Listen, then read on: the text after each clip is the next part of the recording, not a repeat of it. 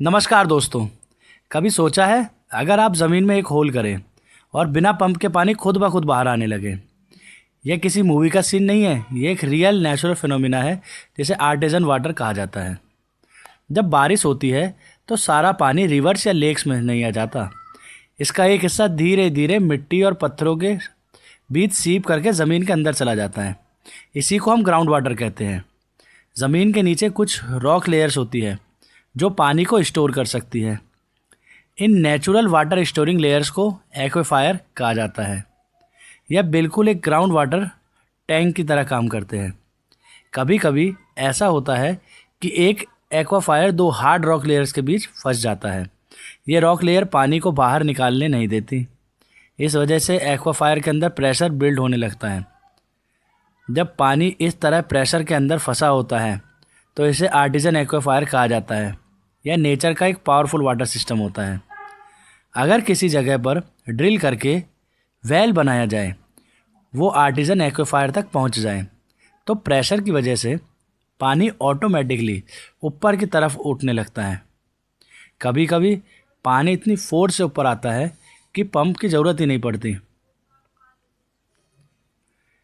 ऐसे वेल्स जहां पानी खुद ही सरफेस पर फ्लो करने लगता है, उन्हें फ्लोइंग आर्टिजन वेल कहा जाता है। यह देखना काफ़ी अमेजिंग होता है क्योंकि पानी बिल्कुल नेचुरल प्रोसेस से भर जाता है। कुछ केसेस में पानी ऊपर तो आता है लेकिन सरफेस तक नहीं पहुंच पाता। तब उससे बाहर निकलने के लिए पंप की ज़रूरत पड़ती है। इसे नॉन फ्लोइंग आर्टिजन वेल कहा जाता है। दुनिया का सबसे बड़े आर्टिजन वाटर सिस्टम्स में से एक है ग्रेट आर्टिजन बेसिन ऑस्ट्रेलिया। जी हाँ, यह सिस्टम इतना बड़ा है कि यहाँ थाउजेंड्स ऑफ किलोमीटर तक फैला हुआ है और वहाँ का ड्राई एरियाज़ लोगों को ड्रिंकिंग वाटर और फार्मिंग के लिए पानी देता है। जब पानी ज़मीन के अंदर पत्थरों और मिट्टी के लेयर से गुजरता है तो नेचुरली फ़िल्टर हो जाता है। इसलिए आर्टिजन्स वाटर अक्सर काफ़ी क्लीन होता है।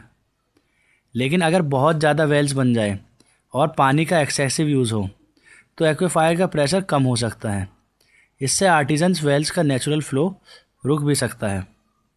आर्टिजन्स वाटर नेचर का एक हिडन ट्रेजर है जो ज़मीन को नीचे साइलेंटली काम करने देता है। यह हमें ड्रिंकिंग वाटर देता है, फार्मिंग में हेल्प करता है और ड्राई रीजन में लाइफ पॉसिबल बनाता है। जी हाँ, यह ज़मीन के नीचे साइलेंटली काम करता है। इसलिए ग्राउंड वाटर एक्वाफायर को प्रोटेक्ट करना बहुत ज़रूरी है ताकि यह natural water system future generation के लिए भी सेफ़ हो। इसी के साथ टॉपिक होता है ख़त्म। मिलते हैं अपनी नेक्स्ट वीडियो में। तब तक के लिए नमस्कार।